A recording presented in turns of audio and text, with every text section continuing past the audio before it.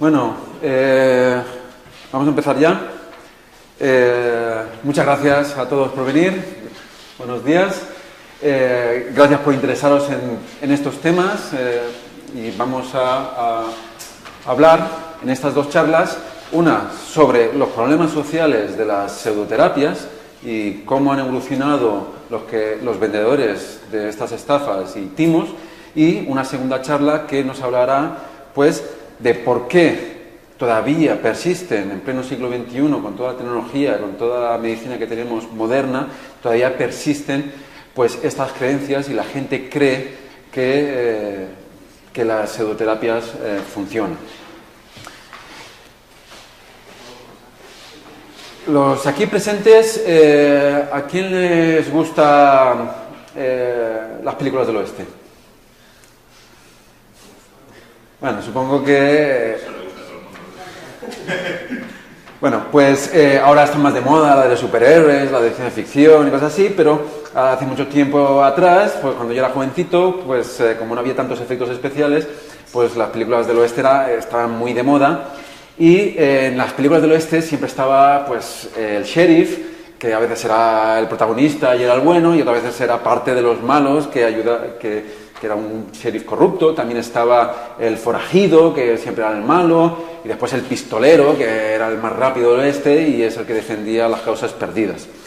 De todos los personajes que solían aparecer en estas películas, uno de los que a veces aparecía recurrentemente era este señor de aquí.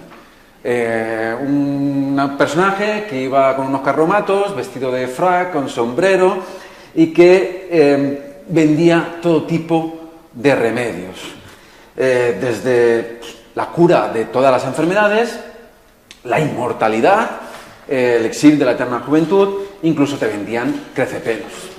Yo no sé quién puede necesitar crecepelos, yo particularmente, pues no. Claro, si ahora mismo se os presentara en la plaza principal de vuestra ciudad o de vuestro pueblo un tío tirado con un carromato tipo gitano, abriese ahí la paraeta e intentara venderos cualquier elixir de estos, pues no tendría éxito, porque ya tenemos muy asociado la figura esta del charlatán del oeste que va de médico y que va vendiendo pócimas que lo curan todos, pues con eso, con charlatanería. Así que han ido evolucionando con el tiempo. Al principios del siglo XX eran pues espiritistas que también se metían en el tema de la salud y iban así con temas de espiritismo, hasta que en los años 60 o 70 pues se puso de moda el tema de los países orientales, ¿no? Y así podías encontrar pues gente vestida de forma estrafalaria, muy oriental, en donde te vendían pues lo mismo, la cura de todas las enfermedades, la inmortalidad, y que iban pues eso, con pintas muy estrafalarias. Bueno, Estados Unidos tiene al Doctor Strange, que es un superhéroe que lucha contra las artes oscuras, ¿no? Y salva a la humanidad de ser dominada por espíritus de otras dimensiones. Lamentablemente nosotros tenemos a Sandro Rey, ¿no? Claro, esta gente ya está en peligro de extinción, porque ya estamos asociando, al igual que hemos asociado la imagen de ese charlatán del oeste con cosas que no funcionan, pues esta idea de gente venida de Oriente o con pintas estrafalarias que van de gurús ayurvédicos y cosas así, pues está perdiendo credibilidad. Entonces los charlatanes y timadores han ido evolucionando con el tiempo y ahora se nos presentan más al estilo de pues gente que va bien vestida, con chaquetas americanas, que van como coaching, que hacen presentaciones ante públicos numerosos y que te venden también la solución a todos tus problemas, de una forma o de otra. Deepak Chopra es uno de los más famosos a nivel mundial, aunque aquí en España no se conoce tanto. Él defiende que con el poder de la voluntad, con el poder de la mente, pues podemos resolver todos nuestros problemas. De hecho, él hace unos años afirmaba esto: la realidad se origina en las emociones, en las percepciones, perdón. Al cambiar tus percepciones, tú modificas tu realidad. Al cambiar la percepción sobre tu cuerpo, tu envejecimiento y el tiempo podrás revertir tu edad biológica. ¿Qué significa esto? Que con la fuerza de voluntad podemos detener el tiempo y no envejecer nunca. ¿Os acordáis de la inmortalidad que vendían los charlatanes? Pues en el oeste, pues parece que no cambian mucho las cosas. Lástima que el tiempo a este individuo no le haya dado la razón. Y 30 años después, pues como que no. Aquí en España tenemos otros gurús del misma índole, y uno de los más famosos es este individuo, que se llama Enric Corbera. Enric Corbera ha montado un movimiento que se llama la bioneuroemoción, en la cual defiende lo mismo que Deepak Chopra, que todas las enfermedades son psicológicas y que nos podemos curar de todas las enfermedades psicológicamente, sin tratar. De hecho, él afirma cosas como: no se mueren los buenos, se mueren los gilipollas, indicando que es que la gente no sabe cómo curarse a sí mismo, y él te ofrece los cursos para que tú aprendas a curarte por el módico precio de 3 o 4.000 euros el cursillo. También dice cosas como: nos ponemos enfermos inconscientemente, tomamos conciencia y nos sanamos inconscientemente, indicando así que la solución para curarse de cualquier cosa está en la mente humana, en la fuerza de voluntad. Solo hay que saber cómo, y él te ofrece las claves para saber cómo. Yo no sé, pero ¿por qué? Pero él no ha querido curarse la miopía, no ha querido curarse la alopecia, y algo que sí que tiene que ver con la fuerza de voluntad, o por lo menos en parte, tampoco ha querido curarse la obesidad. Esto sería gracioso si no fuera por casos como el de Maribel Candelas.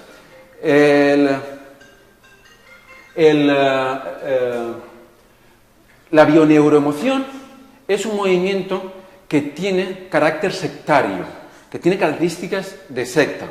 Por lo tanto, es muy típico estos movimientos sectarios, pues manipular a las personas para que crean cosas que no han ocurrido, como es este caso. Estas son unas declaraciones que hacía Maribel Candelas, que decía: ella estaba diagnosticada de un cáncer, y en una entrevista que hizo junto con Enric Corbera, y que tenía colgada en la propia web del Instituto de Enric Corbera, decía esto: sí, cuando llegué volví al médico y vio que varias metástasis habían desaparecido ya en la primera consulta posterior a la de Enric. Me dijo que no podía ser lo que estaba viendo, que para él debería estar ya muerta. Estas fueron las palabras de mi médico. Hasta ahí pueden llegar estos movimientos de carácter sectario, a convencer a la gente de cosas que no han ocurrido. Maribel Candela murió 3 meses después de estas declaraciones por un cáncer que supuestamente su médico le había dicho que había desaparecido. Inmediatamente, al día después de la muerte de Maribel Candelas, Enric Corbera quitó el vídeo de su página web. Por fortuna lo hemos rescatado por si alguno quiere verlo. Otro gurú, que ya no viene de tipo de coaching, sino que viene pues más campechano, ¿no?, como el rey, es Josep Pàmies. Josep Pàmies es un agricultor con aspecto de bonachón, que dice que tiene la cura para todo, con sus plantitas. Tiene la cura del ébola, el sida, el zika, la malaria, el cáncer, el Alzheimer, el Parkinson, la artrosis, la artritis, enfermedades degenerativas, la alopecia, entre un montón de problemas de salud. pese a que no tiene conocimientos de química, no tiene conocimientos de física, no tiene conocimientos de farmacología, no tiene conocimientos de medicina, no tiene conocimientos de nada, realmente, como ahora veremos. Pero con un poco de pensamiento crítico, podemos descubrir sus mentiras fácilmente. De hecho, estas fueron unas declaraciones que hizo, y dice, si alguien tiene capuchina en casa y no la riega con productos químicos, el agua es un producto químico, H2O, pero bueno, que sepa que es un gran antibiótico natural y un estimulante del cabello. Yo la como y me empieza a crecer, como vemos, me empieza a crecer. ¿Vale? Siguen con la misma historia, nos venden crecepelos, todavía los charlatanes a día de hoy. Bueno, podéis decir, vale, es que es una persona mayor, esa planta ya no funciona tan bien en las personas mayores, pero es que su hijo también sufre de esta enfermedad. ¿Qué pasa? ¿No quiere curar la alopecia en su hijo? Y lo peor de estas cosas es que, pues que sacan dinero de los enfermos o de la gente que tiene problemas, porque este remedio para la alopecia, que vemos claramente que no es efectivo, cuesta 8 euros. ¿Vale? No parece poco, pero facturan al año mucho dinero. Y por eso es tan importante la importancia del conocimiento científico. Esto está publicado en el muro de Facebook de Josep Pamiés, en donde alguien, con mala intención, este sí que conoce ciencia, y le pregunta a Josep Pamiés, hola, el MMS, que es un producto milagro que promociona Josep Pamiés, ¿qué es mejor tomarlo, con ácido cítrico o ácido clorhídrico? Yo ya me imagino a Josep Pamiés, ácido cítrico, ácido clorhídrico, ácido clorhídrico, y pone, ¡pam!, ácido clorhídrico. No sé si sabéis lo que es ácido clorhídrico. Bueno, la fórmula es hidrógeno y cloro. Pues el ácido clorhídrico lo conocemos aquí en España como salfumán. El tío, que no tiene conocimientos de nada, está recomendando que alguien se tome salfumán para curarse de una dolencia.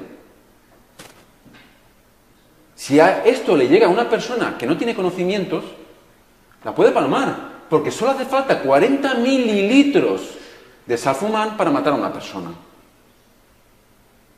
Hasta aquí llegamos.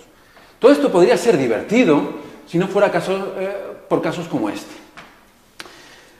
Su madre falleció de cáncer de hígado hace justo 2 años. Ingresó en el hospital unas semanas antes de morir porque tenía una obturación en el estómago. Porque el padre compró Kalanchoe, que es una de las plantas que más promociona contra el cáncer el señor Josep Pamiés. Y se metió las hojas bebiendo agua, porque así venían en las instrucciones. Kalanchoe de Pamiés, por supuesto, lo compró a través de la tienda que tiene Josep Pamiés en internet. Y esta persona murió. Bueno, ¿quién conoce a Kitty May? Aquí. No parece, bueno, hay varias personas que conocen a Kitty May.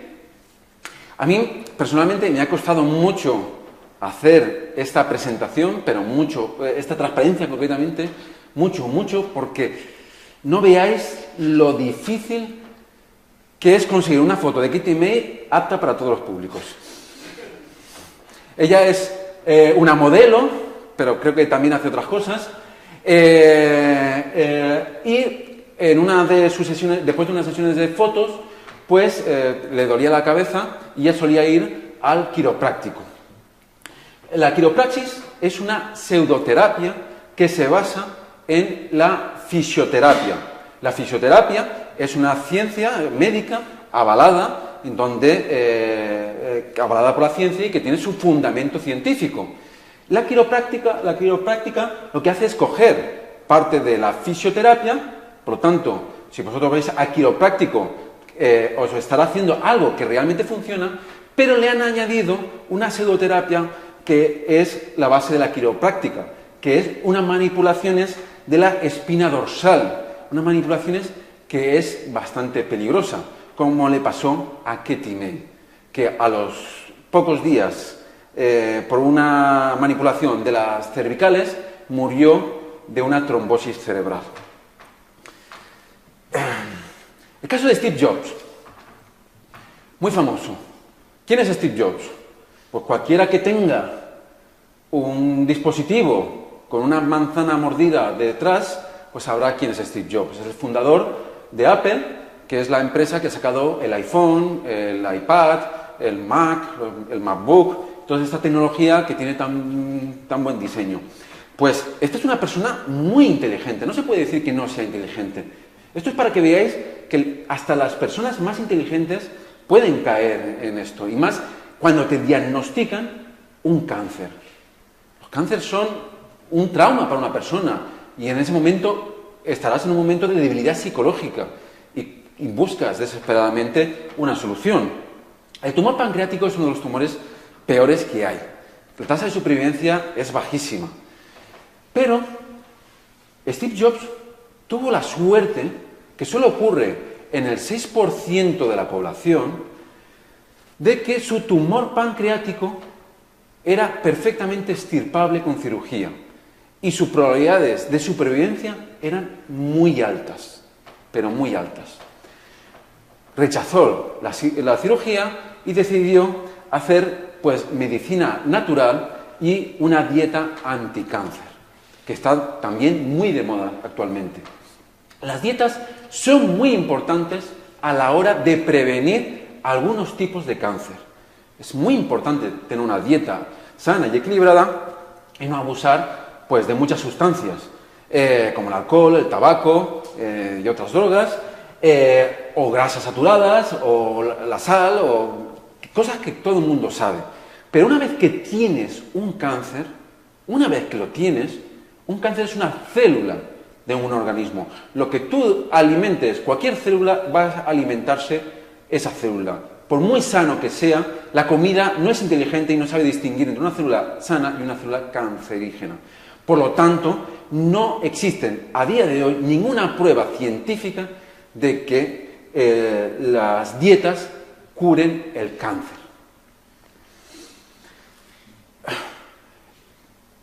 Esto pasó a finales del año pasado, en donde una empresa multinacional homeopática llamada Highlands fue denunciada por la FDA por causar la muerte a 10 bebés y efectos secundarios, incluidos graves, a otros 400 por un producto homeopático mal preparado. Total, por un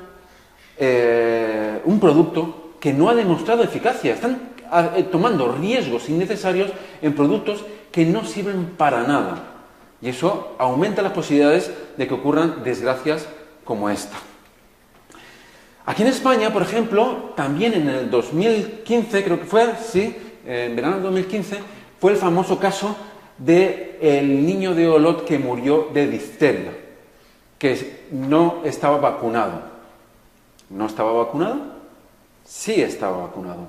Estaba vacunado con una vacuna homeopática que su madre le puso porque ella trabajaba en una empresa de homeopatía. Y sabemos las terribles consecuencias que eso llevó. Quizá el evento que más muertes ha causado en poco tiempo ha sido el de este señor. Thabo Mbeki fue el presidente de Sudáfrica durante la primera década del año 2000, de los años 2000.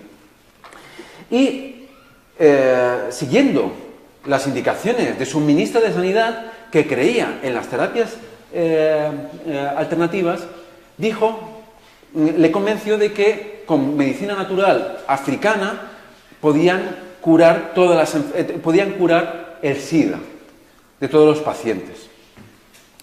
Por lo tanto, el presidente retiró de su país todos los medicamentos antirretrovirales del VIH.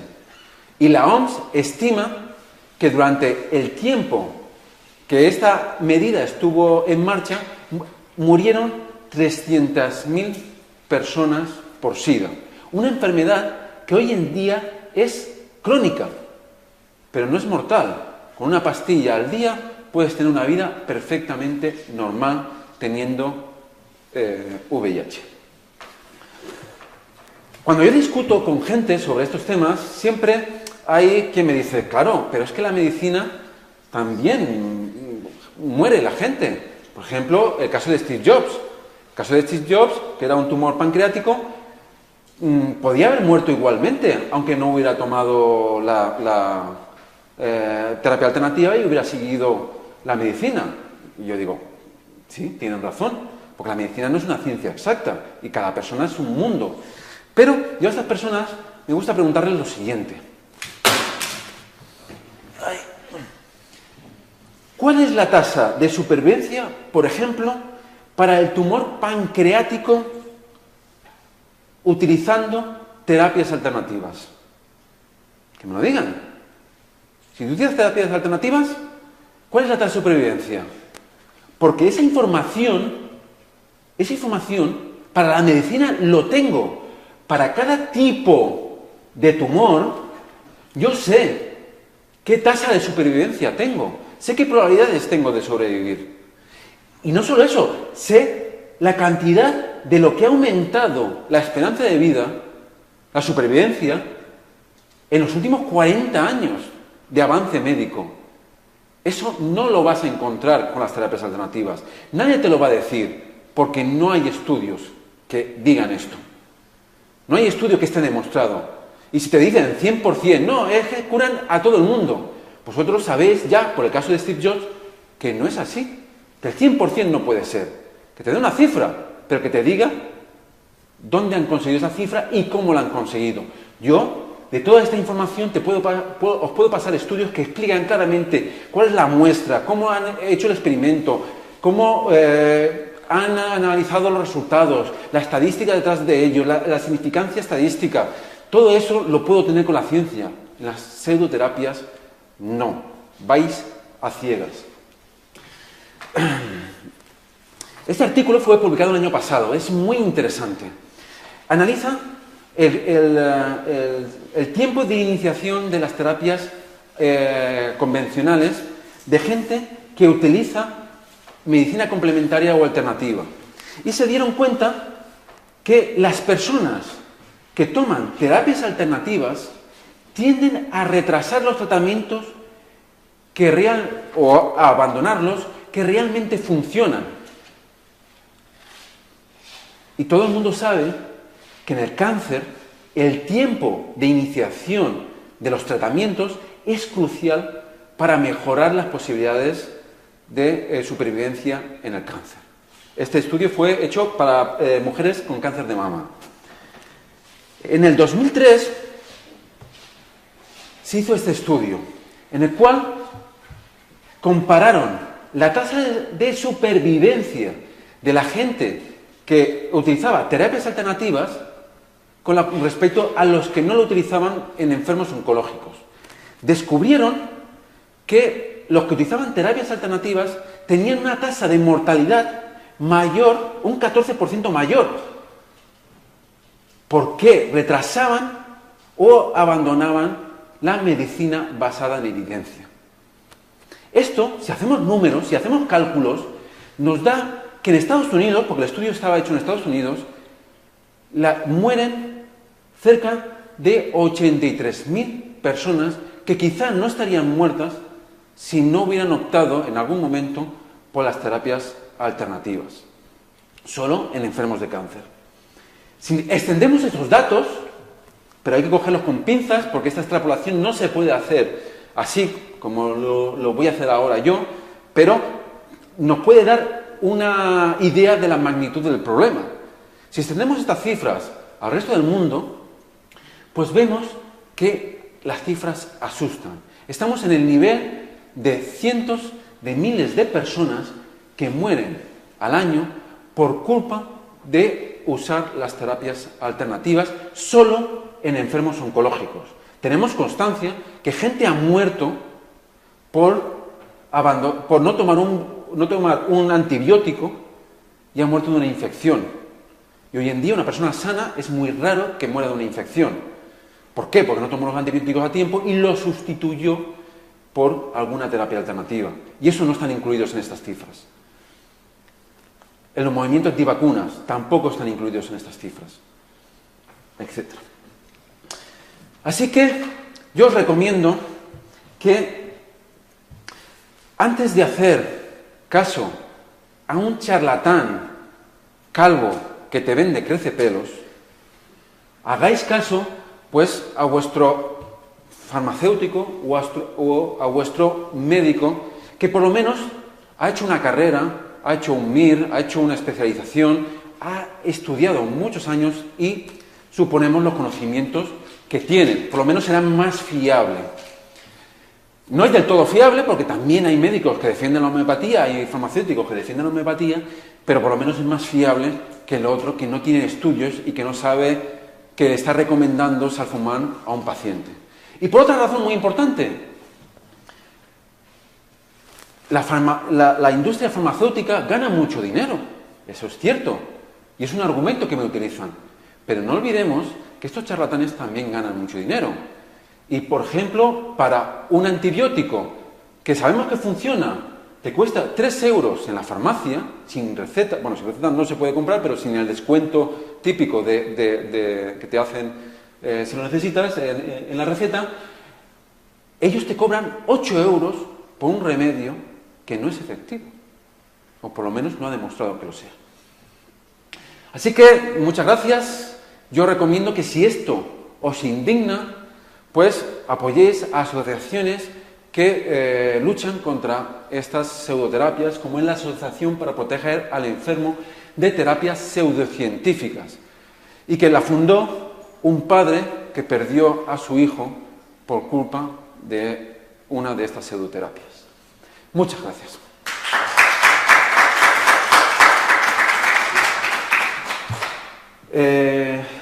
Ahora, en la siguiente charla, va a hablar, lo he clavado, media horita justa, va a hablar Daniel Orts. Voy a sacar aquí, que se me ha olvidado prepararlo antes, los datos. ¿Dónde está el chico?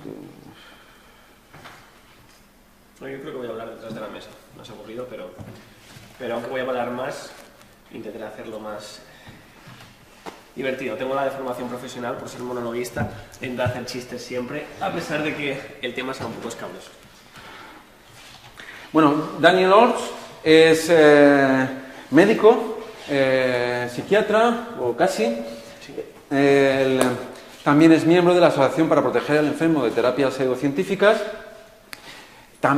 pero se le conoce mucho porque ha sido ganador del FameLab, que es el concurso de monólogos científicos que se organizan todos los años. Campeón no, subcampeón. Es más que campeón. ¿Vale? Él nos va a hablar pues, de esto, del origen de la pseudociencia y por qué seguimos creyendo en ella. Te pongo esto. Sí. Que si no, ya me lo iba a llevar yo. Enganchate por ahí abajo. Listo. Estoy sonando por si lo necesitas. Perfecto. Bueno, yo, si me disculpan, voy a hablar más sentado. La charla es un poquillo más larga y sí que tengo mucho más que hablar.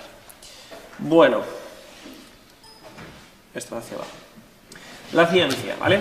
Es una palabra que pronunciamos y enseguida que nos viene a la mente pues, la imagen publicitaria de la ciencia, ¿no? Las batas blancas, los laboratorios, los microscopios, los señores con gafas y con canas.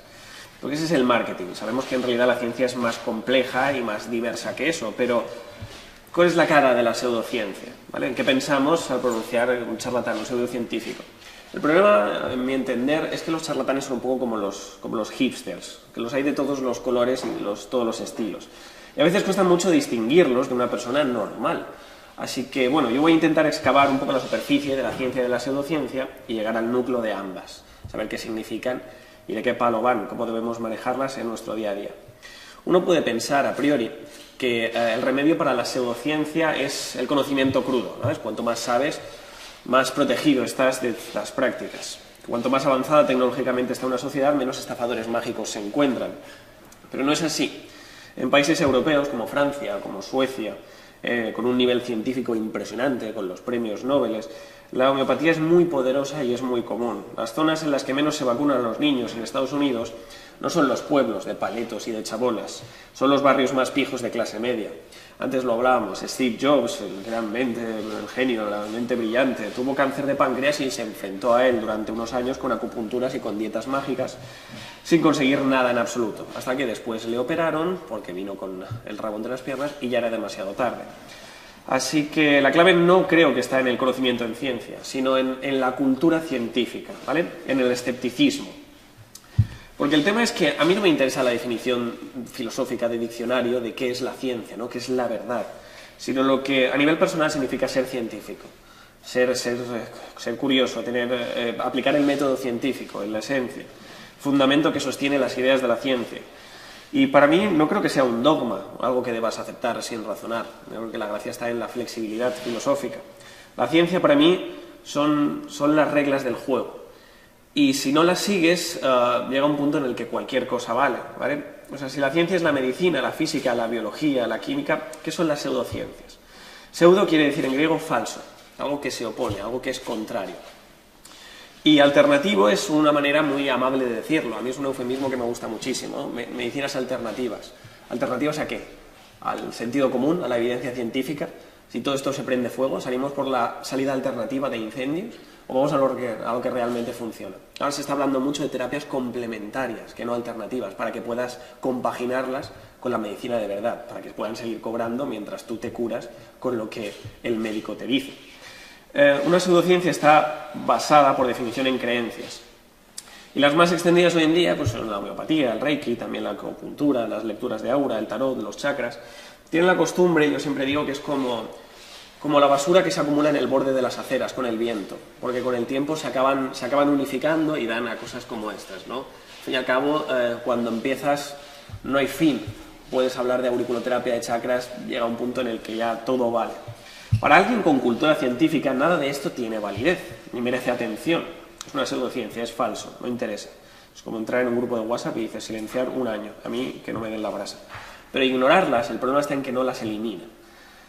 Porque siguen creciendo, porque están por todas partes, porque siempre llegan mensajes. ¿Y cómo puede ser? ¿Cómo sobrevive? ¿Cómo es que compañeros de ciencia creen en ellas y están tan claras que son absurdas, como hay médicos homeópatas? Porque ¿cómo es que la gran mayoría de nosotros conoce a alguien que practica reiki, o da homeopatía, o flores de Bach, o echa las cartas, o al menos dice lo de a mí me funciona? Por una parte muy importante de la sociedad que no tiene cultura científica es que se lo traga sin filtro, ¿vale? O sea, el tema es que nosotros, como estudiantes, como científicos en general, deberíamos haber adquirido toda esta cultura científica, con total independencia de que seamos de letras, de ciencias, de informática, de física o de medicina, porque la ciencia está presente en la vida, siempre, y es independiente de lo que tú estudies o de lo que tú creas. Nunca le descansa a alguien que te diga que, bueno, es que 2 más 2 no siempre son 4. Es una estupidez enorme. 2 más 2 son 4, porque 2 más 2 tienen que ser 4 para poner en órbita un cohete con una sonda que explore Marte, y 2 más 2 tienen que ser 4 para que el antibiótico que te receten elimine la bacteria que te ha causado la infección de orina. La ciencia prevalece al margen de tus consideraciones o de tus opiniones. Es como las madres, se imponen siempre al margen de tu opinión. Gracias a la ciencia podemos ver las cosas tal y como son. Y desarrollar la cultura científica implica buscar las fuentes, ¿vale? Y comprobar lo que alguien dice. La evidencia está por encima de la política o de la publicidad. Por ejemplo, en Estados Unidos, una de las cosas que se ha empleado en campaña es el argumento de la peligrosidad, ¿no? De los criminales de las calles. Ya sabéis cómo son los estadounidenses, que tienen miedo a todo y cualquier excusa es buena para sacar un rifle y empezar a disparar. Pero frente al discurso trumpiano de hay más criminalidad que nunca, uno va a los registros de crímenes y detenidos y ve pues, que no es verdad, que realmente cuando recaba los mínimos datos en todas las comisarías y todos los registros, pues ve que es de los más bajos de la historia. Sin embargo, la sensación de que hay más criminales en las calles es solo eso, es una sensación además con fines políticos, porque no es real, porque los datos así lo muestran. Esto es ciencia, no lo que uno u otro diga, sino lo que es, cuando te informas, cuando investigas, cuando descubres. Otro ejemplo, pues, por ejemplo, de las bebidas energéticas, que aquí encuentran realmente en los campus universitarios pues, el caldo de cultivo para vender cualquier cosa, el Rockstar, el Monster, el Red Bull, el Energeti, el Misil, incluso la de Hacendado. Porque el tema es que, ¿qué es esto? O sea, ¿qué es el guaraná? ¿Qué es el ginseng, la taurina? Empieza un poco como propiedades milagrosas, ¿no? Que te hacen aprobar todos los exámenes. Luego, realmente, ninguna de ellas produce un efecto activador en el sistema nervioso. La EFSA, la Autoridad de Seguridad Alimentaria en Europa, lo ha demostrado en estudios independientes. Ninguna de ellas quita el sueño o ayuda a concentrar los exámenes. Ninguna de esas sustancias os pone nerviosos. Lo único que hace esos efectos es la cafeína y el azúcar que tienen.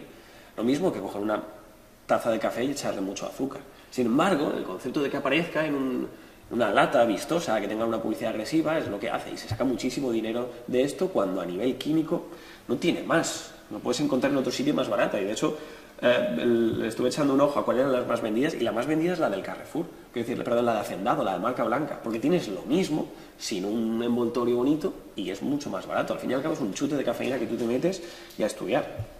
A mí la parte que más me gusta de la ciencia es que cuando algo funciona y algo está demostrado, tú no tienes que creer en ello. La ciencia no es un unicornio en el que tú creas o dejas de creer y tiene más o menor validez. La ciencia no necesita un ejercicio de fe, está ahí y lo aceptas. Porque cuando tú algo sabes que funciona, o peor aún, cuando tú sabes que está demostrado que no funciona, es entonces cuando empiezas a creer. ¿Vale? Eso se llama pensamiento mágico, ¿vale? Creer que algo es así porque sí. Aunque los estudios digan lo contrario, aunque la química más básica te lo desbanque, creer por razones muy extrañas, porque lo dicen unos tipos, en bata blanca. No tengo el conocimiento necesario, pero me lo creo sin indagar en los mecanismos reales. Y tener un pensamiento mágico implica aceptar cualquier chorrada sin razonarla. Y aceptar cualquier cosa sin razonarla es muy peligroso.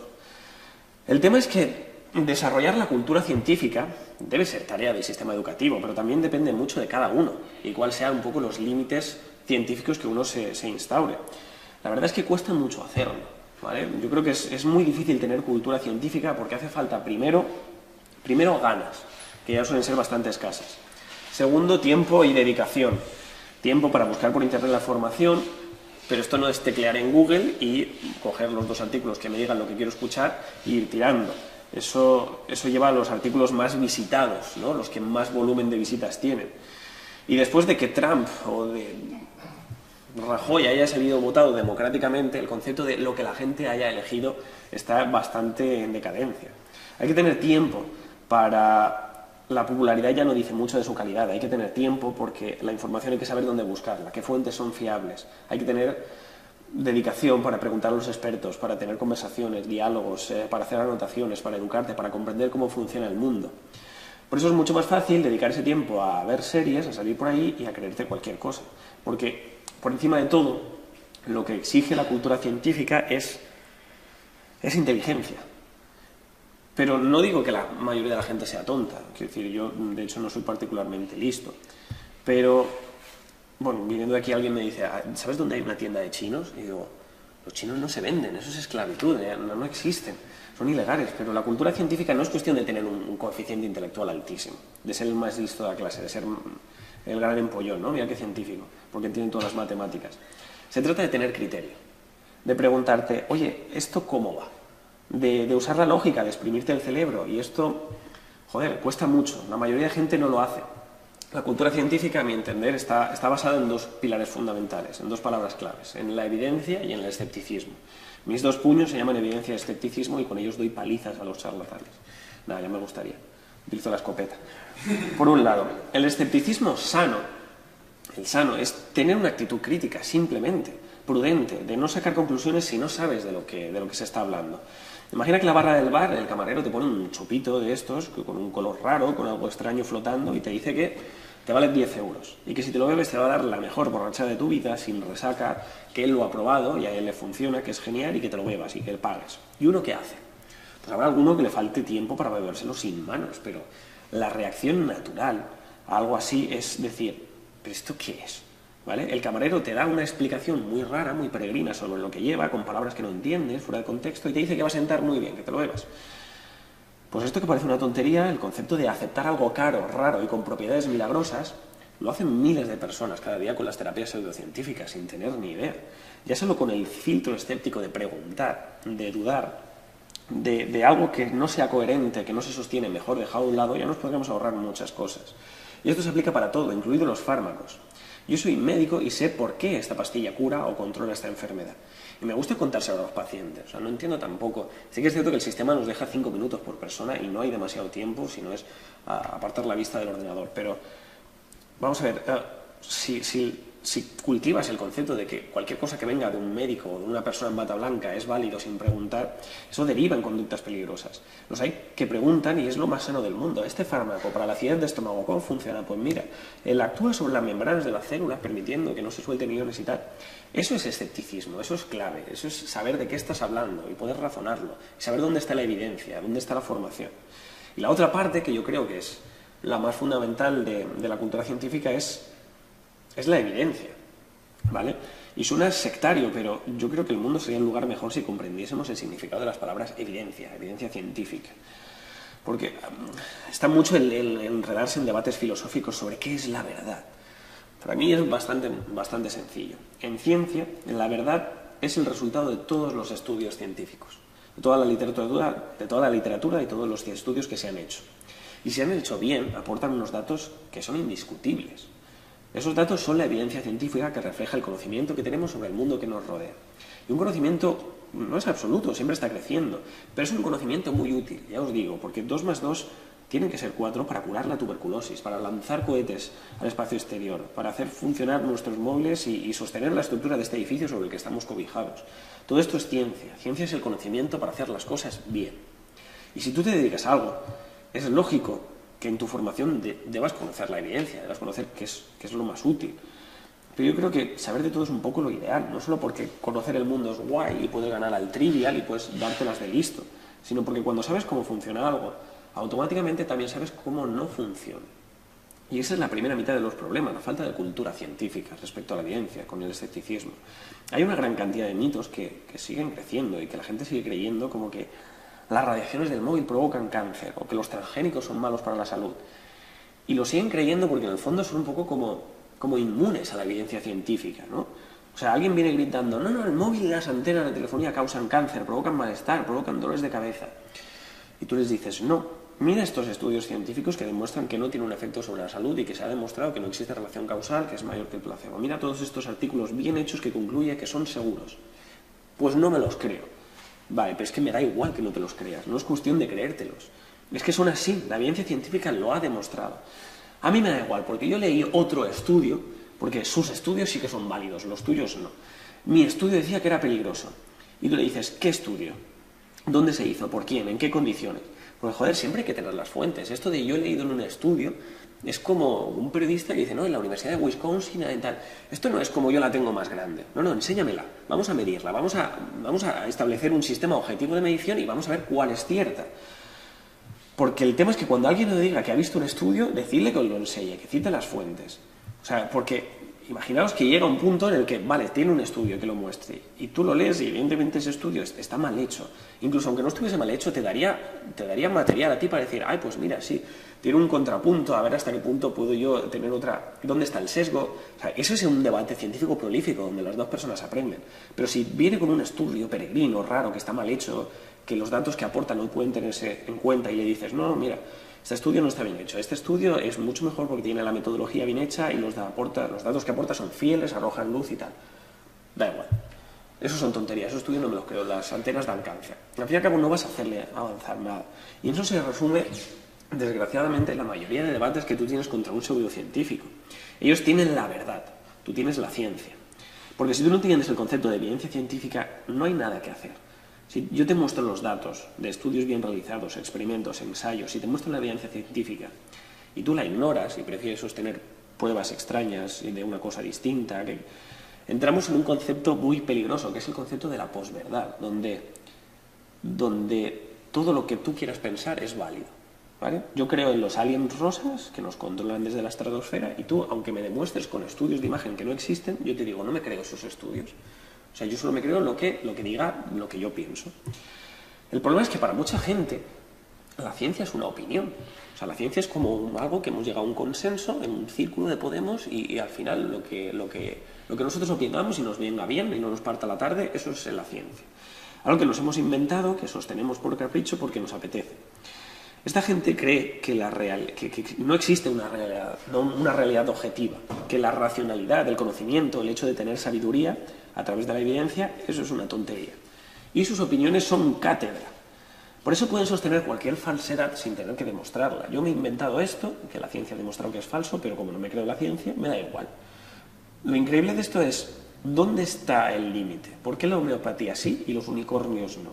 ¿Por qué la energía de los chakras, pero no la magia de Harry Potter? No es justo, fantasía es fantasía. El problema es que las opiniones se pueden confundir con los hechos, pero es un poco como el azúcar y la cocaína. Se pueden confundir, pero son muy peligrosos si los confundes. Puedes darte muchos problemas.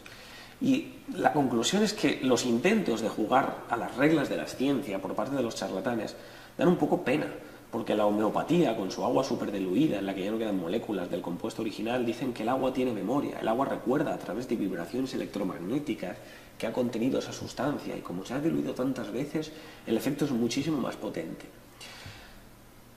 ¿Pero qué vibraciones? O sea, basta con coger a un homeópata y decir, ¿de qué me estás hablando? El agua son moléculas de hidrógeno y oxígeno, no puede tener memoria. Estás describiendo un nuevo tipo de energía, más allá de las que hay descubiertas, más allá de la energía nuclear débil y fuerte. Son vibraciones electromagnéticas, si lo son deberían medirse, deberían cuantificarse, pero nadie las ha podido medir. Entonces, ¿quiere decir eso que el agua del grifo, siguiendo el ciclo del agua, como viene de una purificadora, que es a su vez agua de lluvia, que a su vez vino del océano por el ciclo del agua, que a su vez cubría toda la tierra y contenía todas las sustancias, no tendría ya memoria de todo y no haría falta que yo comprase una agüita porque técnicamente por dilución ya lo tiene todo? No, demasiadas preguntas, demasiadas preguntas. Joder, pero esa es la clave. La clave es... Las preguntas son la clave del escepticismo. O sea, la idea es que para defenderse de cualquier ciencia solo hay que preguntar de qué me estás hablando. No soporta la crítica lógica más básica. Porque otro tema muy diferente es tratar de convencer a un fanático. No llevaría 15 charlas más. Si haces preguntas y eres crítico, pones a prueba el conocimiento del otro. Y esas preguntas las tienes que hacer también para ponerte a prueba de ti mismo, para investigar e informarte.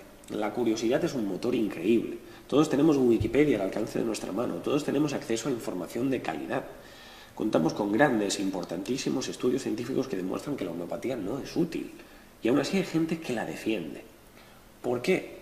Porque les da igual la evidencia científica. En mi campo, la medicina, tenemos la amenaza constante de que en las terapias pseudocientíficas hay un gran número de doctrinas y de campos que te dicen que te lo van a curar todo. Y cuando hablamos de curar, de sanar, de quitar y aliviar la enfermedad, hay dos conceptos también que son claves y que básicamente explican por qué funciona y por qué medran todas estas tonterías, que son la homeostasis y el efecto placebo. Estos son los nombres de mis puños, que pues el chiste ya lo he hecho. La razón por la que a muchísima gente le funciona y la recomiendan es porque se curan espontáneamente mientras tomaban una chorrada y acaban creyendo la falacia de la relación causal. Es como si yo te digo, esta botella de agua es un repelente para los tigres, porque no veo ningún tigre en la sala. Ya, pero es que así no funciona, tienes que demostrar una relación causal, una plausibilidad. El tema es que acaban creyendo que mientras su cuerpo se curaba solo, esa es la chorrada la responsable, pero eso fue la regresión a la media, la homeostasis. El concepto de homeostasis hace referencia a la capacidad que tiene el cuerpo humano de curarse a sí mismo sin que tú conscientemente hagas nada. Y esto no es magia, no tiene que ver nada con el espíritu o con alma. Nosotros como humanos somos una biomáquina bastante compleja, resultado de millones de años de evolución, cuyo mecanismo principal es sobrevivir. Sobrevivir y reproducirse si hay suerte, pero fundamentalmente sobrevivir.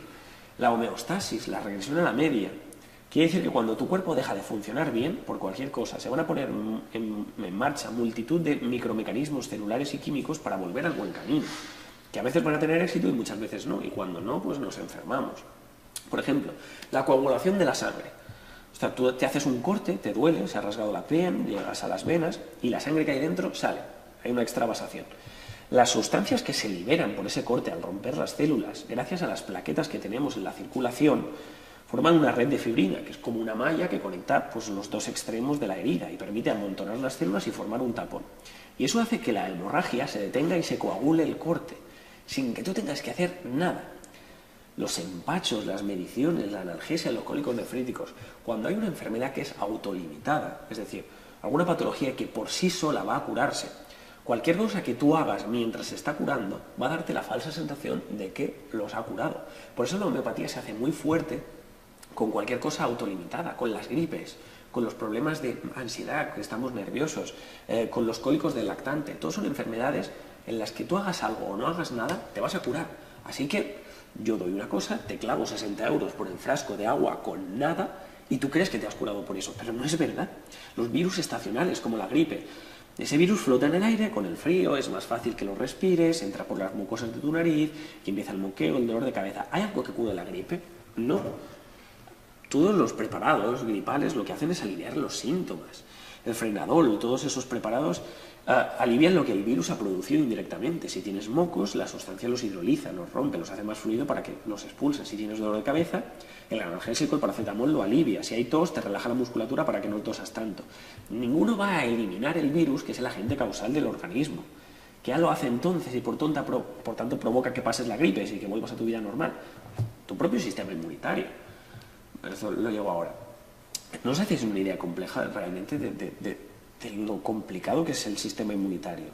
O sea, hay tantos factores que a veces se atacan a sí mismo, como el PSOE. Y eso es lo que se llama enfermedad autoinmune. El lupus es una enfermedad autoinmune. Pero el tema es que cuando el sistema inmunitario funciona bien, detecta las células infectadas que tienen un virus dentro, las elimina, erradica el virus, incluso también el cáncer, porque tiene un componente inmunológico el cáncer. La evolución de la gran mayoría de enfermedades es que empiecen con molestias leves, que aumenten con el tiempo y que después se alivien. Este es un poco el tema de la regresión a la media, la capacidad del cuerpo para curarse o estabilizarse cuando ocurre alguna enfermedad o lesión. Para dolencias menores es muy común que el cuerpo se arregle solo. A veces nos duele la cabeza y se pasa, a veces nos duele la espalda o a veces tenemos problemas de sueño durante unos días por el estrés y a veces se nos pasa. Dolores aislados, malestares generales, cosas muy puntuales.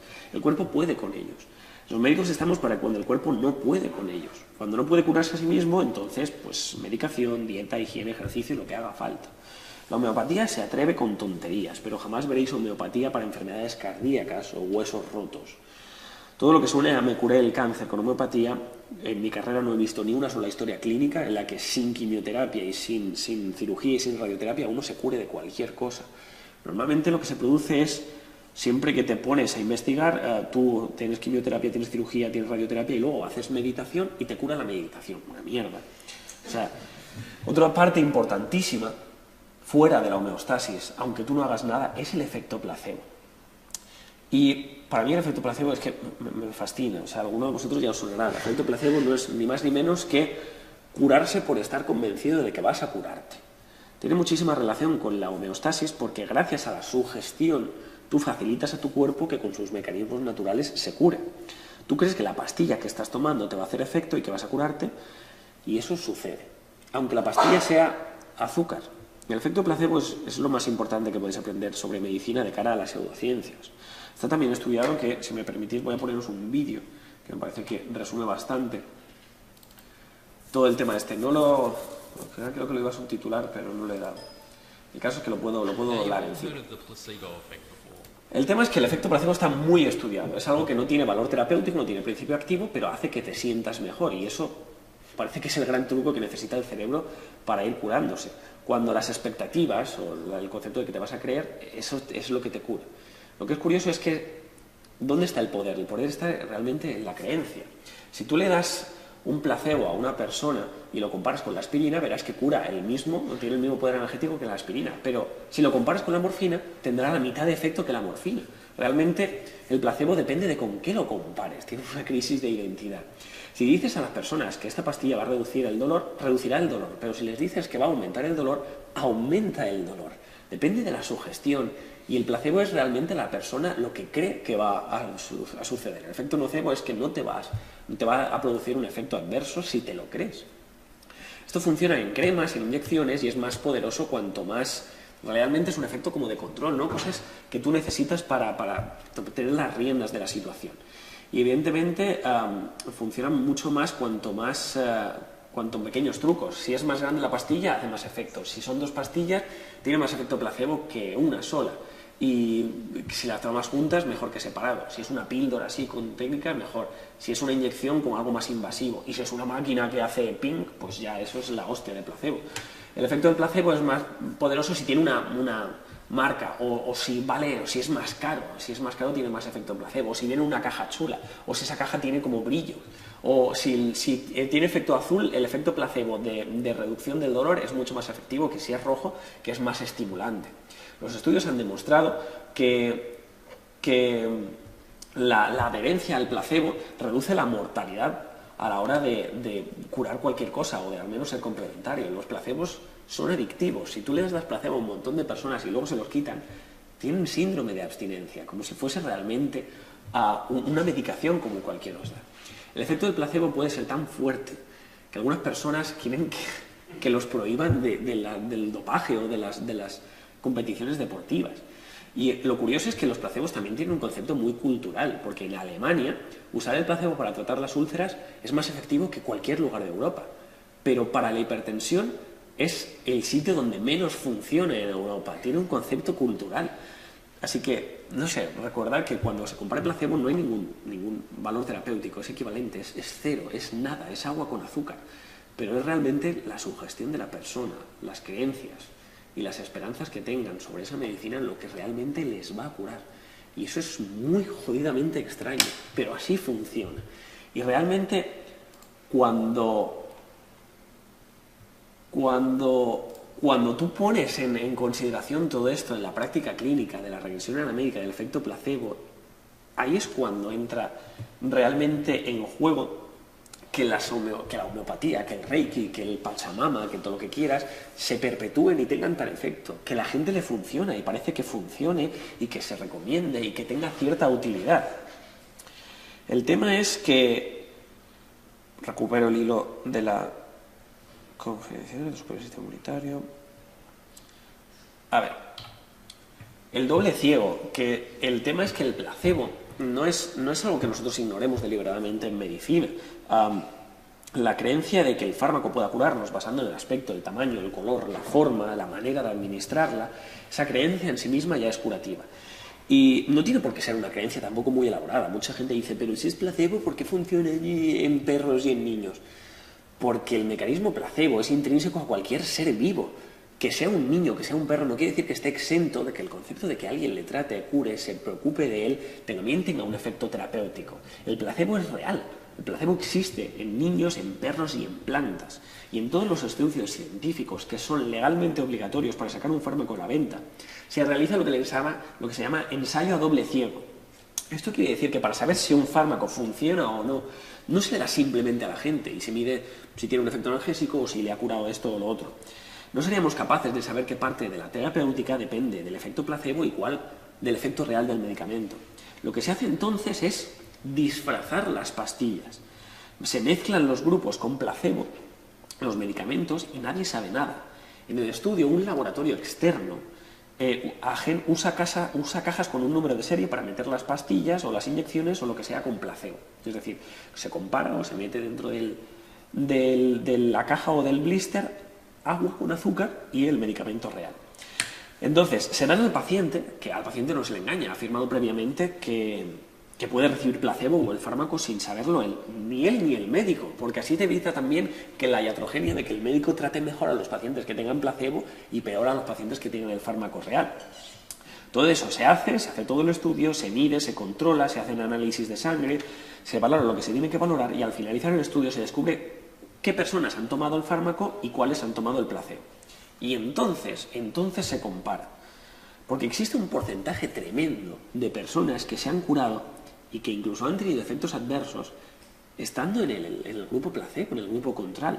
O sea, tomando nada, se desprenden dos conclusiones. La primera, que el efecto placebo es real, como la vida misma. Que el hecho de estar en un estudio científico, que te reciba el médico, que te hagan análisis de vez en cuando, que te exploren, te controlen, que te den una pastilla, aunque no tenga nada, eso cura. Es el poder de la apariencia de la medicina, del disfraz. Y la otra conclusión es que en medicina nunca se valora el efecto de un fármaco per se, sino que se compara con el placebo para saber cuánto más efectivo es. La hepatitis C es una infección muy seria del hígado, por un virus que se replica, que crece y que el sistema inmune mantiene a raya, ¿vale? Más del 70% de pacientes la pasan y se curan solos. El sistema inmune del paciente, de una persona que es inmunocompetente, se defiende y elimina el virus. El 30% restante empieza a padecer continuamente problemas de hígado y se cronifica porque el virus sigue ahí, ¿vale? Peleando con el cuerpo. En el estudio, para el fármaco contra la hepatitis C, se compara a 2 grupos de pacientes con hepatitis crónica. A uno se le da el tratamiento de siempre con placebo y en el otro el tratamiento de siempre con el fármaco.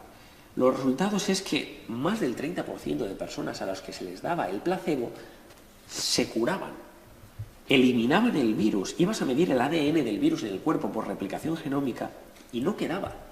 En el fármaco a estudiar el porcentaje de curados era del 90%, por lo tanto ya tienes que el nuevo fármaco para la hepatitis C tiene un 60% más que el placebo. Esa es la eficacia real del fármaco, más allá de darle algo. Ninguna de las pseudoterapias pasa en el mínimo efecto del placebo. Siempre que se estudia esta pastilla homeopática, cuando las comparas con placebo, la diferencia no existe. Es lo mismo.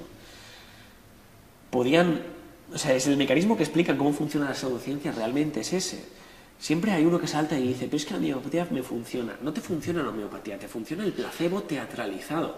O sea, el concepto de que tú hagas el paripé yendo a un señor que te hace preguntas raras y que te da unas pastillas empapadas con un líquido que tiene memoria de sustancia que no contienen, como tú te crees eso te cura.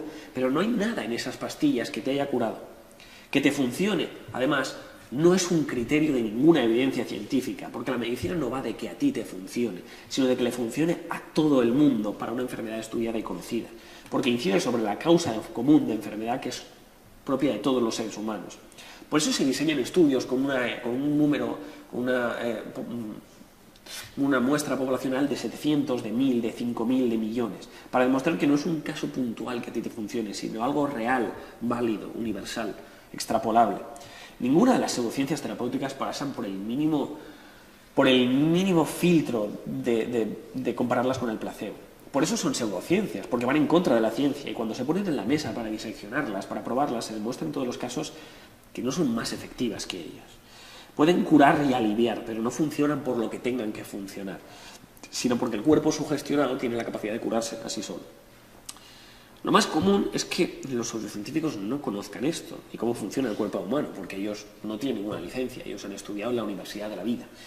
Pero si ni siquiera saben el problema de la evidencia científica, ¿cómo es que funcionan? ¿Cómo sobreviven? ¿Cómo se perpetúan? ¿Cómo llegan tan lejos? Existen los pseudocientíficos que ignoran los mecanismos de la física y de la biología del cuerpo humano, pero es que hay muchos otros científicos que sí saben que lo que están dando es falso, que saben que su producto, lo que venden literalmente, porque a mí no me pagan por recetar o por atender a pacientes, a mí me paga el Estado por hacer mi labor y da igual que una mañana atienda a 15 pacientes que a 25. Yo no pongo el cazo para que me den dinero. Lo que no está demostrado, lo que no tiene evidencia científica, lo que no sirven para nada, esas personas lo venden. ¿Y por qué sobreviven? Pues porque da dinero, es que da muchísimo dinero. O sea, el poderoso caballero, si te da billetes, la evidencia científica puede quedarse en casa. El escritor Upton Sinclair dijo una frase que a mí me parece que resume bastante bien eso. Es muy difícil que alguien entienda algo si su salario depende de que no lo entienda. ¿Cómo vas a convencer a una persona que obtiene un rédito impresionante vendiendo sus chorradas de que eso no funciona? Aunque lo sepa, no se va a callar. El problema es que lo que realmente explica por qué hay tantas pseudociencias presentes en nuestra sociedad es porque son muy rentables. Cualquier cosa que dé dinero crece y se extiende. Por eso todo el mundo quiere ser youtuber, ¿no? Porque te pagan haciendo nada, por eso te pagan haciendo lo que más te gusta. La cultura capitalista, en la que vivimos, fuerza a que se consolide cualquier cosa que sea un negocio. Donde el que más dinero tiene puede comprar casi cualquier cosa, menos un dinosaurio, ¿no? Como decía Homer Simpson. Pero puedes comprar hasta la apariencia de científico. Puedes sobornar a la gente para que parezca que estás siguiendo las reglas del juego cuando en realidad estás haciendo trampa. Y esto es un problema real, que haya homeópatas que acaben en conferencias y en congresos científicos que les da cierto aire de prestigio, ¿no? Como yo estaba aquí en una conferencia, tú has pagado por estar ahí, tú has pagado por disfrazarte de científico y que eso te dé cierto caché, cierto palmarés. Las leyes no condenan estas estafas, las autoridades son bastante miopes para lo alternativo y permiten que un producto homeopático tenga la misma apariencia y se venda en la misma estantería que un medicamento con respaldo científico. En la farmacia, a un estante de distancia, está un medicamento que ha costado 10 años de investigación, 5 millones de euros, con controles de seguridad, investigación, legislación y experimentación, y una pastilla, también homeopática, que se crea con métodos falsos y en 200 años no ha demostrado ser más eficaz que un caramelo. Eso se ha pagado. Como también se ha pagado, pues eso, que muchos homeópatas vayan a congresos de medicina para dar charlas. Para el farsante es un honor estar ahí. Es un honor tener un hueco en una conferencia lleno de médicos y lleno de científicos. Pero para el resto de los médicos debería ser una vergüenza. Dicen que quien paga manda, pero es que en el mundo de la ciencia no debería funcionar así. Y la formación específica en chorradas también es muy lucrativa. Para ser uno de estos pseudocientíficos titulados en Reiki, titulados en homeopatía, no necesitas ir a la universidad. Necesitas hacer un curso privado en una empresa privada, lanzándoles billetes y comprando sus libros. Así funciona. Lo lógico es que estas empresas quieren que haya más de lo suyo en universidades públicas, quieren que se expandan para que realmente la gente pague. Todas las consultas que además se tienen con esas charlatanes se pagan directamente. Tú pones 25 euros en la mesa. Bueno, 25, y 40, y 60, y 100 cada vez que vas a ver a uno de estos tipos. Te dicen un montón de cosas, te hacen un montón de cosas que no sirven y te recetan un producto que ellos venden y que te tienes que ir a la farmacia o al herbolario para seguir pagando, lo que encarece aún más el proceso. La alternativa es ir al médico gratis. Puede que te toque esperar y que te den cita para mucho tiempo. Bien, porque el sistema, la verdad es que con todo el tema de recortes soy el primero, como médico, que me quejo de que va como el ojete. Pero el médico te explora, te hace pruebas, llega con un diagnóstico y te manda una medicación por la que pagas, pues eso, 3, 2 euros. Y eso es todo lo que te tienes que gastar en la medicina basada en la evidencia, en la que funciona, en la de verdad. El dinero que se lleva el médico no es por paciente. A los médicos no le pagan por cada persona que entre en la consulta. Las pseudociencias son un engaño que alivia a la gente de su propia sugestión y pensaréis que, bueno, que no tienen nada malo, ¿no? El principal argumento para utilizarlas, me he hecho autospoiler, pero bueno. El principal argumento es que no te va a hacer ningún mal, ¿no? Pero es que esa también es una mentira, porque para empezar hacen bastante dinero al bolsillo. No son unas terapias precisamente baratas y en muchas ocasiones te fuerzan a que las sigan utilizando a lo largo del tiempo, en sesiones continuas, para que sigas aflojando la mosca. Si no te puedes costear, pues te jodes y sufres. Y a mí esto es algo que me parece filosóficamente muy injusto. Uno de los principios éticos de la medicina, con el que yo estoy completamente de acuerdo, es el principio de universalidad y el principio de justicia. Lo que cura debe ser para todos y gratis. La medicina de forma ideal debe abordar a cualquier persona enferma, sin importar el dinero que tenga. Otra cosa bien distinta es la sanidad, que ya tenemos que ver pues, de dónde sale el dinero, los recortes, el hospital, los médicos, la lista de espera y tal. Pero el concepto de tener que pagar para que te alivien, a mí me resulta bastante raro. La enfermedad es intrínseca al ser humano y deberíamos tratarla por igual, sin importancia de dónde vengas o cuánto dinero tengas en el bolsillo. Pero es que además de que las pseudociencias puedan vaciarte el bolsillo, esa es la suerte. Lo malo es que no te quiten el dinero, sino que te quiten la vida. Mucha gente las toma como única terapia válida y abandona tratamientos médicos de hospital para comerse sus plantitas o dejar que le hagan masajes cósmicos. Y el placebo y la regresión a la media y la homeostasis pues tienen un límite de curación, no pueden enfrentarse a problemas mayores como un cáncer, un problema de páncreas o una infección de los pulmones. Eso ni lo curan las sonrisas, ni la sugestión, ni tus propios mecanismos de defensa. Ahí necesitas tratamiento. Pero hay la gente que no cree en la medicina, pues empieza a tratarse con pseudociencias y cuando los problemas son menores, molestias intestinales, problemas de ansiedad, pues las pseudociencias brillan y parece que son mano de santo, pero la sugestión de placebo trata muy bien estas condiciones. A todos nos ha dolido la cabeza y han venido unos amigos, tomamos algo, nos ponemos a hablar tranquilamente y de pronto te das cuenta de que no te duele nada. Pues bien, pero cuando hablamos de condiciones médicas graves, pasarse a las pseudociencias y abandonar el tratamiento médico es condenarse a la muerte, literalmente. En urgencias se ven diabéticos casi todos los días en coma porque en lugar de su medicación llevan homeopatía. Pacientes con cáncer que sufren como ninguno en su casa a base de zumitos y mientras tanto el tumor le está devorando las entrañas sin ningún tipo de freno. Pacientes que después de un accidente de tráfico no pueden mover las piernas y en lugar de rehabilitación prefieren contactar con las estrellas y llevan 2 años sin poder mover ni el dedo gordo del pie. Niños que necesitan jarabes y antibióticos que llegan a urgencias con infecciones monstruosas o enfermedades prácticamente erradicadas por culpa de unos padres que prefieren no vacunarle, como el niño que estamos hablando de difteria de olor. ¿Qué culpa tendrá el niño de que sus padres sean gilipollas? Pero cuando tú ves a un bebé de 1 añito en el hospital que le falta el aire y se está muriendo, ahí sí que acudes al hospital, ahí sí que acudes a la medicina clásica en la que no confiabas.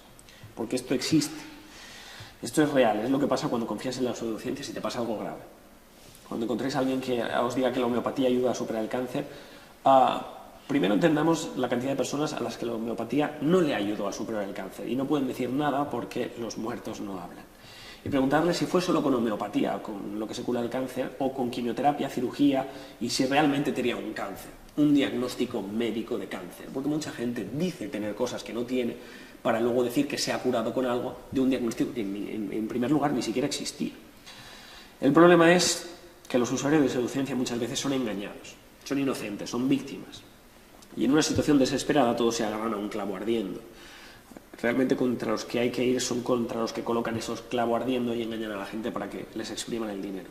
Gracias a las leyes y a la cultura actual, las pseudociencias se han convertido en un negocio sin sentido crítico. Porque eso es, al fin y al cabo es dinero y rechazo de evidencia. Las pseudociencias nunca van a sustituir a la medicina porque solo funciona para problemillas ligeros y dolencias menores. Mientras se sigan vendiendo las farmacias, la gente creerá que está al mismo nivel que la medicina real. Mientras la gente siga teniendo pensamiento mágico y crea que porque le funcione para dolencias menores ya quiere decir que sea una medicina válida, las pseudociencias tendrán su hueco. Mientras las personas no entiendan la evidencia científica y consideren la ciencia como una opinión, mientras haya estafadores sin escrúpulos que sepan o no que sus productos son un timo y le saquen los cuartos a quien esté dispuesto a dejarse engañar sin preguntar, existirán las pseudociencias. Y también estaremos los divulgadores haciendo charlas pues, para desmentirlas, para desmontarlas y para educar honestamente a la gente y para ponerlas todas en el sitio que se merecen, que es este. Y nada, eso es todo. Si queréis seguirme la pista, me muevo bastante por Twitter y por YouTube y suelo intentar hacer desde el punto de vista honesto y médico este tipo de cosas porque es un concepto sobre el que yo no tenía muy clara cuál es la difusión hasta que llegas, aterrizas y ves a la clase de personas que creen en esto y que sus creencias los lleva a la muerte. Así que muchas gracias. Esto quería decir.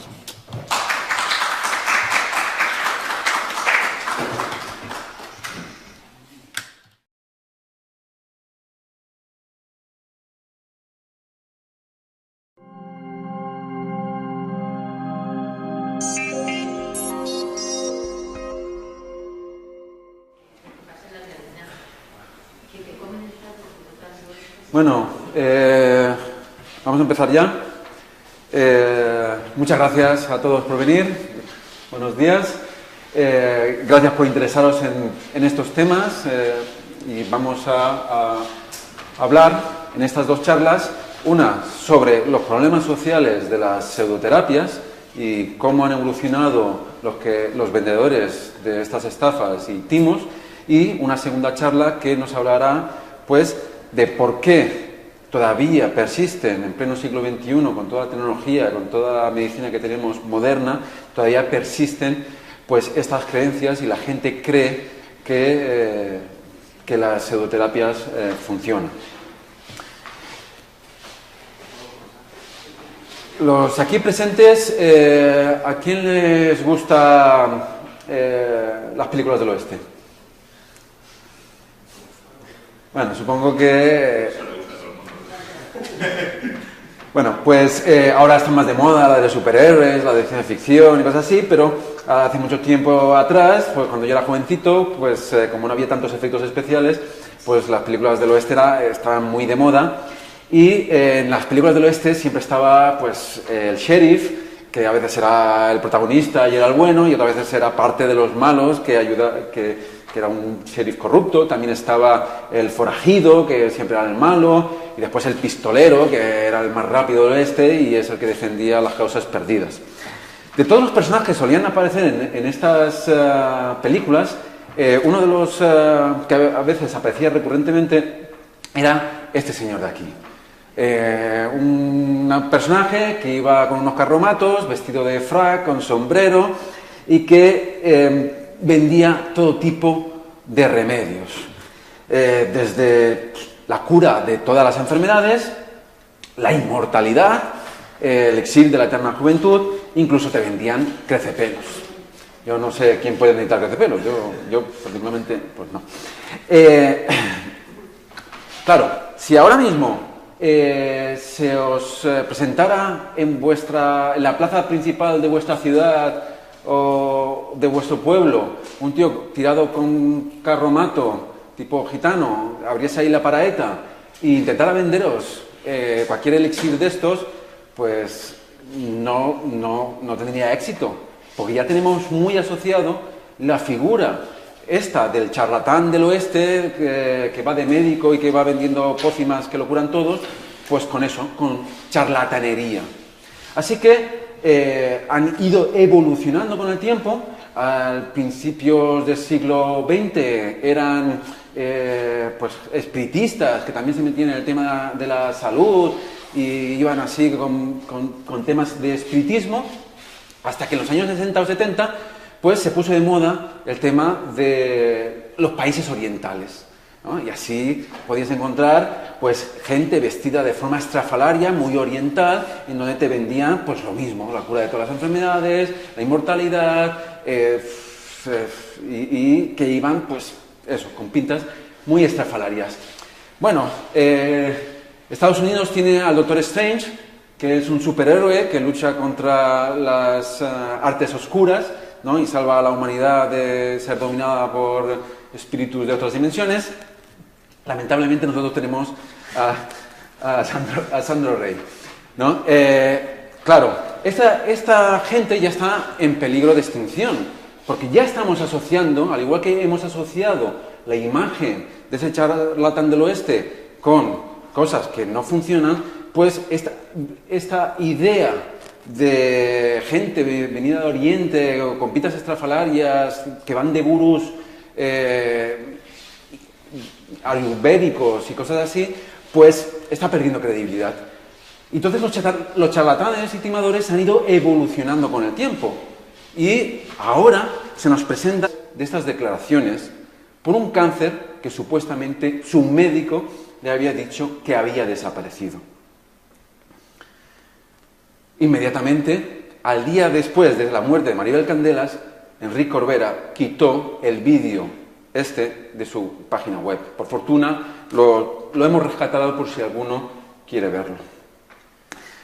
Otro gurú, que ya no viene de tipo de coaching, sino que viene pues, más campechano, ¿no? Como el rey, es Josep Pàmies. Josep Pàmies es un agricultor con aspecto de bonachón que dice que tiene la cura para todo, con sus plantitas. Tiene la cura de la ébola, el SIDA, el Zika, la malaria, el cáncer, el Alzheimer, el Parkinson, la artrosis, la artritis, enfermedades degenerativas, la alopecia, entre un montón de problemas de salud. Pese a que no tiene conocimientos de química, no tiene conocimientos de física, no tiene conocimientos de farmacología, no tiene conocimientos de medicina, no tiene conocimientos de nada, realmente, como ahora veremos. Pero con un poco de pensamiento crítico podemos descubrir sus mentiras fácilmente. De hecho, estas fueron unas declaraciones que hizo. Dice, si alguien tiene capuchina en casa y no la riega con productos químicos, el agua es un producto químico, H2O, pero bueno, que sepa que es un gran antibiótico natural y un estimulante del cabello. Yo la como y me empieza a crecer, como vemos, me empieza a crecer. ¿Vale? Siguen con la misma historia, nos venden crecepelos, todavía los charlatanes a día de hoy. Bueno, podéis decir, vale, es que es una persona mayor, esa planta ya no funciona tan bien en las personas mayores, pero es que su hijo también sufre de esta enfermedad. ¿Qué pasa? ¿No quiere curar la alopecia en su hijo? Y lo peor de estas cosas es que, pues que sacan dinero de los enfermos o de la gente que tiene problemas, porque este remedio para la alopecia, que vemos claramente que no es por el módico precio de 3.000 o 4.000 euros el cursillo. También dice cosas como, nos ponemos enfermos inconscientemente, tomamos conciencia y nos sanamos inconscientemente, indicando así que la solución para curarse de cualquier cosa está en la mente humana, en la fuerza de voluntad. Solo hay que saber cómo, y él te ofrece las claves para saber cómo. Yo no sé, pero ¿por qué? Pero él no ha querido curarse la miopía, no ha querido curarse la alopecia, y algo que sí que tiene que ver con la fuerza de voluntad, o por lo menos en parte, tampoco ha querido curarse la obesidad. Esto sería gracioso si no fuera por casos como el de Maribel Candelas.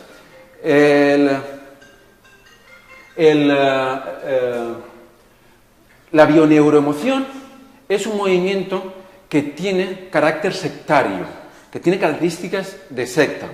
Por lo tanto, es muy típico estos movimientos sectarios, pues manipular a las personas para que crean cosas que no han ocurrido, como es este caso. Estas son unas declaraciones que hacía Maribel Candelas, que decía, ella estaba diagnosticada de un cáncer y en una entrevista que hizo junto con Enrique Corbera y que tenía colgada en la propia web del Instituto de Enrique Corbera, decía esto: sí, cuando llegué volví al médico y vio que varias metástasis habían desaparecido ya en la primera consulta posterior a la de Enrique. Me dijo que no podía ser lo que estaba viendo, que para él debería estar ya muerta. Estas fueron las palabras de mi médico.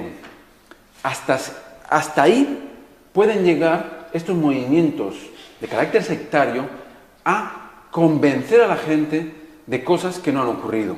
Maribel Candela murió 3 meses después, más al estilo de pues, gente que va bien vestida, con chaquetas americanas, que van como coaching, que hacen presentaciones ante públicos numerosos y que te venden también la solución a todos tus problemas, de una forma o de otra. Deepak Chopra es uno de los más famosos a nivel mundial, aunque aquí en España no se conoce tanto. Él defiende que con el poder de la voluntad, con el poder de la mente, pues podemos resolver todos nuestros problemas. De hecho, él hace unos años afirmaba esto: la realidad se origina en las percepciones. Al cambiar tus percepciones, tú modificas tu realidad. Al cambiar la percepción sobre tu cuerpo, tu envejecimiento y el tiempo podrás revertir tu edad biológica. ¿Qué significa esto? Que con la fuerza de voluntad podemos detener el tiempo y no envejecer nunca. ¿Os acordáis de la inmortalidad que vendían los charlatanes? Pues en el oeste, pues parece que no cambian mucho las cosas. Lástima que el tiempo a este individuo no le haya dado la razón. Y 30 años después, pues como que no. Aquí en España tenemos otros gurús del misma índole, y uno de los más famosos es este individuo, que se llama Enrique Corbera. Enrique Corbera ha montado un movimiento que se llama la bioneuroemoción, en la cual defiende lo mismo que Deepak Chopra, que todas las enfermedades son psicológicas y que nos podemos curar de todas las enfermedades psicológicamente, sin tratar. De hecho, él afirma cosas como: no se mueren los buenos, se mueren los gilipollas, indicando que es que la gente no sabe cómo curarse a sí mismo, y él te ofrece los cursos para que tú aprendas a curarte